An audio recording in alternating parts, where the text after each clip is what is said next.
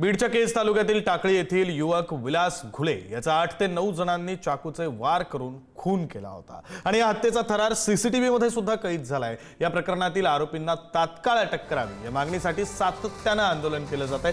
विलास घुले यांच्या पत्नी सुषमा घुले यांनी या प्रकरणात पोलिसांनी तातडीने आरोपींना अटक करावी अशी मागणी केली आहे। तर प्रकरणातील मुख्य सूत्रधाराच्या विरोधात कारवाई करा अशी मागणी आमदार धनंजय मुंडे यांनी सभागृहात केलेली आहे। तालुक्यातील टाकळी येथील विलास घुले या तरुणाची चाकूचे वार करून हत्या करण्यात आली होती।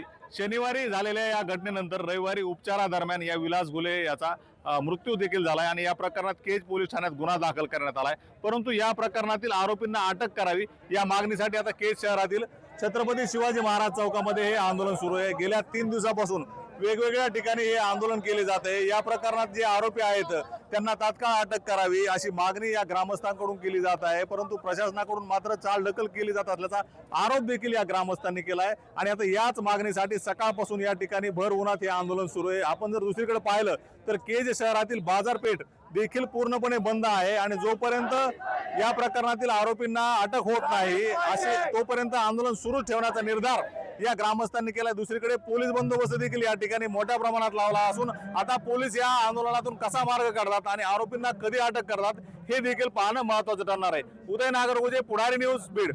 माझी एकच मागणी माझ्या नवऱ्याला न्याय द्या। आणखीन तर कुठलाच आरोपी सापडला नाही, काहीच नाही। आणखीन तर त्यांनी तात्काळ हे करायला पाहिजे। माझ्या नवऱ्याचा देह ताटून ठेवलेला आहे, माहिती का? 2 दिवस झाले त्यांचा त्यांचा जीव घेतला, त्यांच्या एवढं वेदना दिलं, त्यांना काही दोष नसताना त्यांना या जगातून घालवले।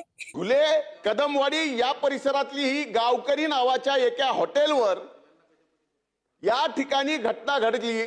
ज्या घटनेमध्ये मारायचं होतं एकाला आणि हॉटेल मालक गेला सोडवायला, त्याची हत्या झाली आहे आणि ती हत्या अध्यक्ष महाराज कट रचून झालेली आहे आणि कट रचून झाल्यामुळं आज त्या ठिकाणी 9 आरोपीचे नाव घेतलेत, 3 आरोपी अटक केलेत अध्यक्ष महाराज। पण यामधला जो खरा सूत्रधार आहे त्या सूत्रधाराचं नाव घेण्यासाठी पोलीस जाणीवपूर्वक टाळतात आणि जाणीवपूर्वक टाळत असल्यामुळे अध्यक्ष महाराज आणखीनही प्रेत ताब्यात घेतलेलं नाही।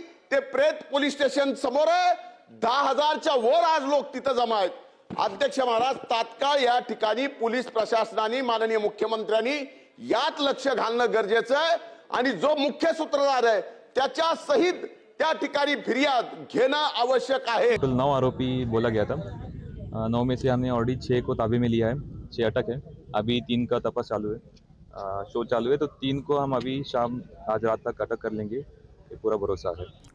बीडच्या केजमध्ये अज्ञातांकडून रुग्णवाहिकेची तोडफोड करण्यात आली। विलास घुले हत्या प्रकरणावरून वातावरण तापलेलं आहे। 3 तासांपासून नातेवाईकांसह ग्रामस्थांनी महामार्ग रोखून धरलेला आहे। आरोपींच्या अटकेसाठी ग्रामस्थ आक्रमक झालेले आहेत। बीड जिल्ह्यातील केज तालुक्यामध्ये विलास घुले हत्या प्रकरणामुळे तणावपूर्ण परिस्थिती निर्माण झाली आहे। आरोपींना तात्काळ अटक करण्याच्या मागणीसाठी नातेवाईक आणि ग्रामस्थांनी गेल्या 3 तासांपासून राष्ट्रीय महामार्गावर रास्ता रोको आंदोलन छेडलंय।